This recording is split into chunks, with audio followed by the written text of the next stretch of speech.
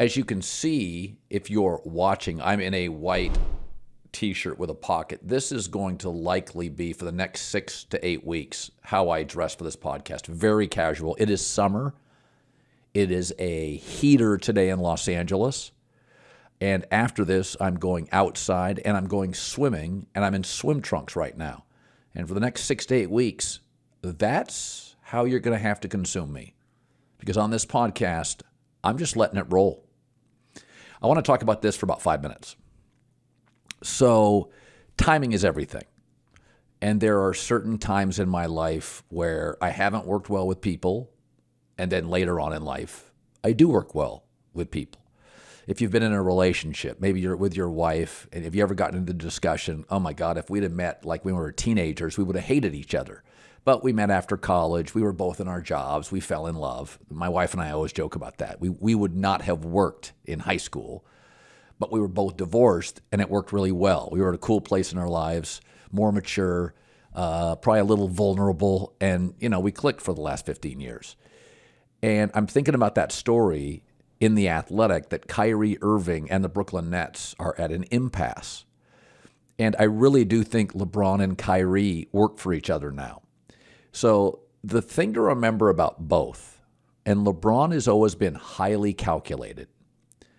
Kyrie Irving had his best three-point shooting year ever. And if LeBron played 2 more games, he would have officially led the NBA in scoring. LeBron and Kyrie are not declining players. They're just not available as much as people would like. Anthony Davis and Westbrook are declining players. And remember LeBron's fear in Miami. Why did he bail on Dwayne Wade? Because he feared he was getting old. Remember that right knee? Dwayne Wade could struggle on back-to-backs. He would give you about 3-4 games in a series, not 6 or 7. LeBron likes veteran players. But when he senses they're too old and getting banged up or declining, he has bailed on them. Go back to Cleveland, go back to Miami, go back to Cleveland again. Remember, Kyrie bailed on LeBron. LeBron didn't bail on Kyrie. So that's an important facet to remember. Brooklyn needs a big. Anthony Davis would be that. Lakers need off-ball shooting. Kyrie would answer that. Don't get caught up in Westbrook. He's irrelevant. Nobody really wants him. That's why he keeps bouncing around the league. But I think it is interesting to remember, if you look at LeBron's career, he doesn't like young players, and he bails on even friends who he feels become fragile. And I've been told twice by people inside the Lakers, LeBron is frustrated that Anthony Davis is declining and is aged very quickly. He peaked, look at the numbers, Anthony Davis peaked about 4 years ago. He's never been the same player because he's never committed in the offseason. He had a quote a couple of weeks ago, he hasn't touched the ball since April, and he's never committed in the weight room. So when the rumors come up about the Lakers interested in Kyrie, I don't think it's a coincidence. It's right after the Warriors win, and all of a sudden you see LeBron working out with Kevin Love, and you see discussions about the Lakers and Kyrie Irving. Just remember when the Eagles were a great band, and then in 1980, Don Henley and Glenn Frey broke up. Don Henley was asked, what are the chances you'd ever get back together? And he said, when hell freezes over. And then in 1994, they got back together, and their album was called Hell Freezes Over. Is that Glenn Frey and Don Henley both had some success, but they knew they were better together. And LeBron's at a point in his career where he is still great at initiating offense. The Lakers were second in the league last year, believe it or not, at getting open threes. They just didn't have anybody to hit them. And Kyrie Irving is coming off his best three-point shooting percentage of his career. Just because you can struggle at one point, break up at one point, doesn't mean you don't work together later. I think Kyrie and LeBron need each other. LeBron's tired of AD. KD's tired of Kyrie. Makes a ton of sense to me. You know, there's some argument for sports people about what is a dynasty. Now, there's nothing in the definition of a dynasty that says you have to win back-to-back championships. But I do think occasionally when a team is successful for 8, 10, 12 years or more, it goes from a dynasty to an empire.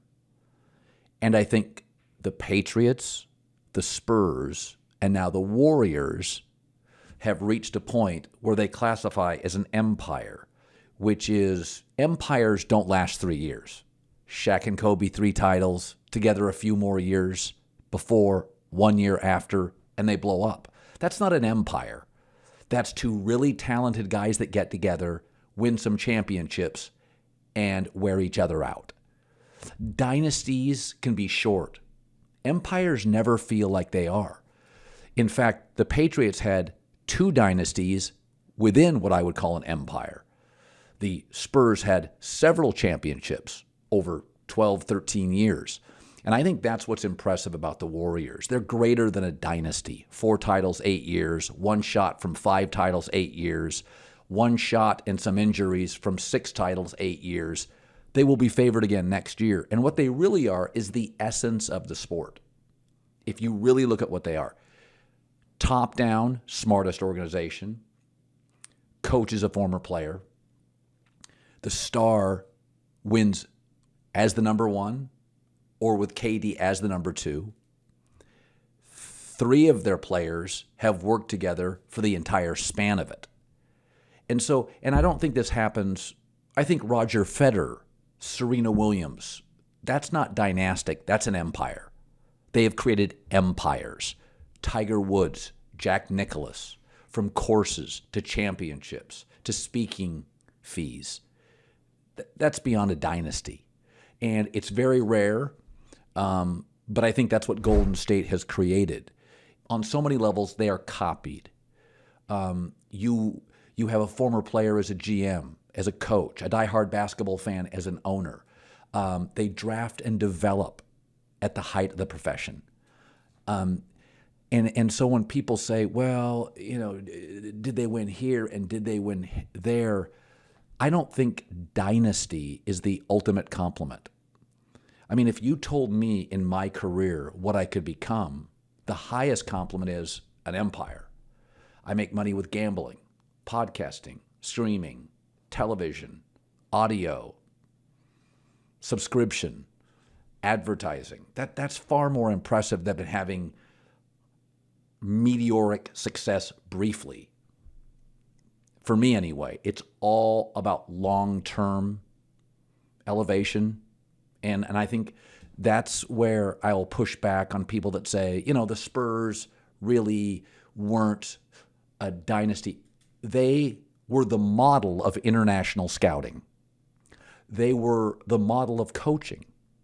They were the model of assistant coaching. Often people took their assistants to become head coaches. They were the model of multiple defenses, of leadership.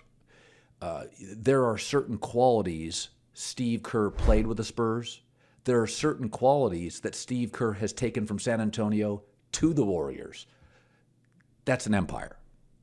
An empire is when you control many things. You're elite at scouting and coaching. You're elite at defense and shooting. You start looking, if you deep dive on the Warriors, like unless you're in the Bay Area or a 5%er, a diehard NBA fan, what they're doing now is phenomenal. They have many believe one of the best young big men, James Wiseman. He didn't play in the finals. One of the best athletic, twitchy, versatile defenders, Jonathan Kuminga. Didn't see him much, did you, in the playoffs? They have 6'5" Moses Moody from Arkansas. Highly dynamic. Is he the next Klay Thompson, but more athletic? So even the way they've developed this roster, they have these classic positional likenesses. The 2-guard, the versatile wing, the big that runs the floor. I mean, that is stuff that takes planning. It's beyond luck. I think when you look at what we call dynasties in the NBA, they peak in year 2. I mean, let's be honest. The Miami Heat, the Heatles, their best year was year 2, darn good in year 3, declined and broke up after year 4. Am I supposed to be more impressed with that? I don't even think that compares to what the Warriors have built.